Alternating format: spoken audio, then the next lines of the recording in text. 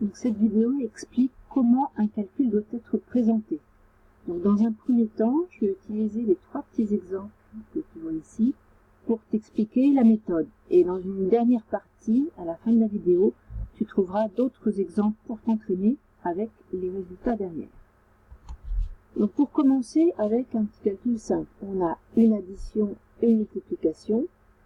L'opération prioritaire, c'est la multiplication, puisque la multiplication est prioritaire par l'addition.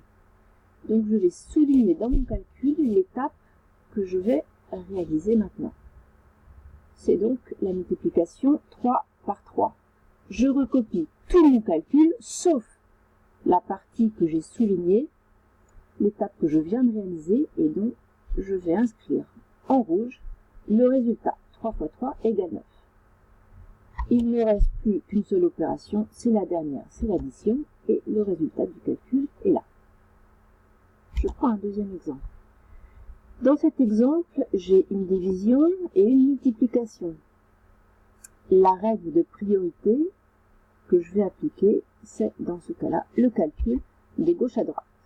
La première étape que je vais effectuer, c'est donc la division de 6 par 2 que je souligne. Je recopie tout mon calcul en remplaçant l'étape soulignée par son résultat. 6 divisé par 2, ça fait 3 que j'ai inscrit en rouge. Il ne reste encore plus qu'une étape, c'est la multiplication de 3 par 3. Et mon résultat, c'est 9. Passons à un exemple un petit peu plus compliqué, où on va avoir les 4 opérations. Une soustraction, une multiplication, une addition et une division. Les opérations prioritaires sont la multiplication et la division par rapport aux deux autres. Je vais commencer par la multiplication en suivant la logique cette fois de gauche à droite. Donc l'étape suivante, ça va être la multiplication de 5 par 2. Je recopie tout mon calcul sauf la partie que j'ai soulignée et que je remplace par son résultat qui apparaît en rouge. 5 fois 2 égale 10. Maintenant, je cherche l'étape suivante. Il reste une division qui est prioritaire par rapport à l'addition et à la soustraction. L'étape suivante va donc être d'abord la division.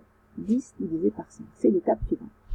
Je recopie tout mon calcul et je remplace uniquement la partie que j'ai soulignée à la ligne d'avant par son résultat qui apparaît en rouge de 10 divisé par 5, ça fait 2. Il reste une soustraction, une addition. La règle de calcul qui s'applique alors, c'est le calcul de la gauche vers la droite.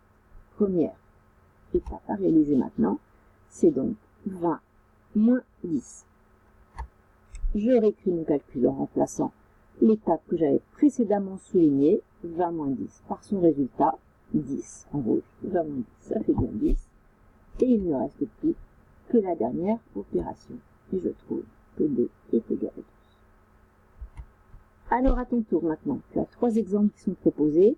Tu mets la vidéo en pause et quand tu as fini, tu la relances pour avoir les résultats. Voilà les résultats pour le premier calcul, pour le deuxième calcul et pour le dernier calcul. Et c'est fini.